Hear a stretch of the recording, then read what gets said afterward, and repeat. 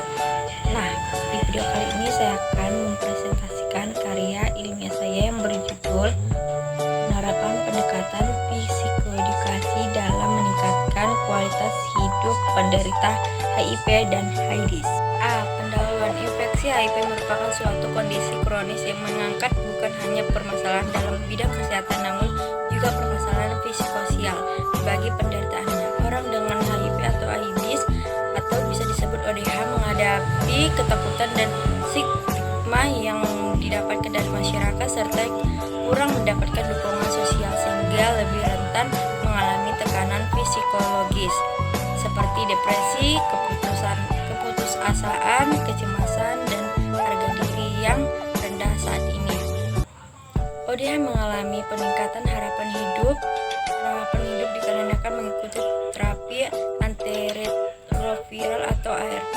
Namun pengobatan tersebut tidaklah mudah dikarenakan efek samping yang berkepanjangan seperti mual, pusing, vertigo, gatal, dan ramuan yang menimbulkan sakit fisik, ketidaknyamanan dalam kehidupan sehari-hari. Konsep kualitas hidup menghubungkan secara kompleks terkait dengan tingkat kemandirian, hubungan sosial, kepercayaan pribadi, dan hubungan individu dengan lingkungannya. Kualitas hidup yang dirasakan ODH lebih rendah dibandingkan dengan orang yang hidup tanpa penyakit atau hidup dengan penyakit kronis lainnya. Kualitas hidup yang diperlukan agar individu mampu mendapatkan status kesehatan yang baik dan optimalis kemampuan fisik dan menjalankan kehidupan sehari-hari. Kualitas hidup individu lebih tinggi memiliki keinginan sembuh untuk meningkatkan derajat kesehatan dan sebaliknya. Dampak penderita HIV dan AIDS. HIV menyerang sistem kekebalan tubuh kita sehingga kita lebih sulit bagi kita untuk melawan hal-hal yang dapat membuat kita sakit. Ketika virus melemahkan pertahanan alami kita mungkin melihat tanda-tandanya di seluruh tubuh kita. Namun, jika kita mulai mengobatan antiretroviral atau ART dapat tahap awal infeksi HIV, kita mungkin tidak mengalami sebagian besar masalah ini. Pembahasan HIV atau AIDS merupakan penyakit menular yang disebabkan oleh virus yang menyerang sistem kekebalan tubuh. Penyakit ini dapat mempengaruhi kesehatan tubuh dan dapat memperburuk kondisi kekebalan tubuh, sehingga pengidap HIV atau AIDS menjadi lebih rentan terhadap infeksi dan penyakit lainnya. Akan tetapi, dengan perawatan yang tepat dan penerapan gaya hidup sehat, penderita HIV atau AIDS dapat mempertahankan kesehatan tubuh dan meningkatkan kualitas hidupnya. Ada beberapa hal yang harus diperhatikan dalam penerapan baik oleh penderita HIV atau AIDS maupun orang yang hidup berdampingan dengannya. 1. Perawatan medis dan terapi. Perawatan medis dan terapi antiretroviral atau ARV adalah bagian yang penting dalam pengolahan HIV atau AIDS. Terapi ARV bermanfaat dalam menekankan perkembangan virus dan meningkatkan jumlah sel CD4 dalam tubuh. Sel CD4 berguna untuk membantu tubuh dalam melewati infeksi. Tapi HARV yang dilakukan teratur dan sesuai dengan arah dokter dapat membantu mengidap HIV atau AIDS untuk tetap sehat dan meningkatkan harapan. Selain terapi ARV, perawatan medis lainnya juga dapat membantu penderita HIV atau AIDS dalam mempertahankan kesehatan tubuh. Misalnya dengan melakukan tes laboratorium secara teratur, mengambil dan mengkonsumsi obat-obatan yang sudah diresepkan dokter, dan mengikuti vaksinasi yang dianjurkan oleh dokter. Hal tersebut juga dapat membantu mengontrol gejala penyakit, menghindari komplikasi yang dapat memperburuk kondisi kesehatan. 2.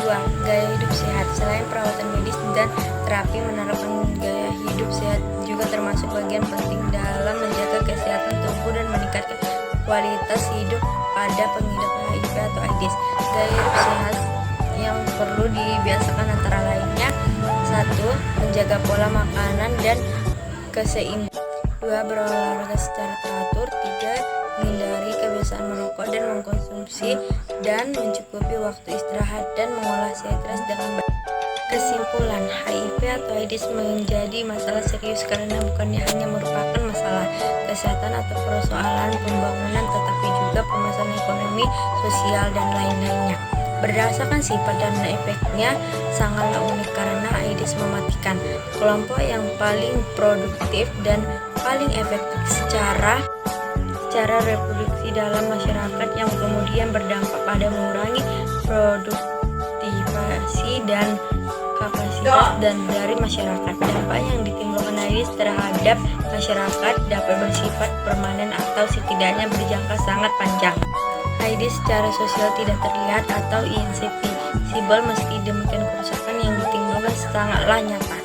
HIV atau AIDS karena sifatnya yang sangat mematikan sehingga menimbulkan rasa malu dan pengucilan dari masyarakat yang kemudian akan mengiring pada bentuk-bentuk pembungkaman, penolakan, stigma, dan diskriminasi pada hampir semua sendi kehidupan. Hampir semua orang yang diduga terinfeksi AIDS tidak memiliki akses terhadap tes HIV. Inilah yang membuat usaha-usaha pencegahan yang penyembuhan menjadi sangat rumit. Program pencegahan penyebaran HIV/AIDS harus segera dilaksanakan, tak terkecuali area lembaga permasyarakat atau rumah tahanan. Saran, masa depan bangsa ini harus segera diselamatkan secara adalah dengan mendidik dan membimbing generasi muda secara intensif agar mereka mampu menjadi motor pergerakan kemajuan dan mendorong perubahan ke arah yang lebih dinamis, progenis, dan produktif. Dengan demikian diterapkan ke depan, bangsa ini mampu bersaing dengan negara lainnya. Agar mencapai impian tersebut, remaja Indonesia harus tumbuh secara positif dan konstruktif secara sebiasa mungkin dijauhkan dari terlibat kenakalan remaja. Inilah tentang real yang kita hadapi sebagai guru dan orang tua. Sudah demikian lama fenomena meraknya kekanakan remaja ini dibiarkan begitu saja seolah hanya ditangani dengan asal-asalan. Pemerintahan sebagai penangan utama kebijakan juga dapat menjalankan perannya, yaitu membuat undang-undang pendidikan, undang-undang teknologi komunikasi atau yang mengatur tanganan yang layak diakses di internet, televisi, dan media massa, serta membangun aparat kepolisian yang kuat. Dengan permasalahan remaja yang terkena HIV dan AIDS di kalangan masyarakat diakibatkan pergaulan bebas remaja yang tidak terpantau. Dengan sebab itu penulisnya berharap ada pengawasan dari orang yang bertanggung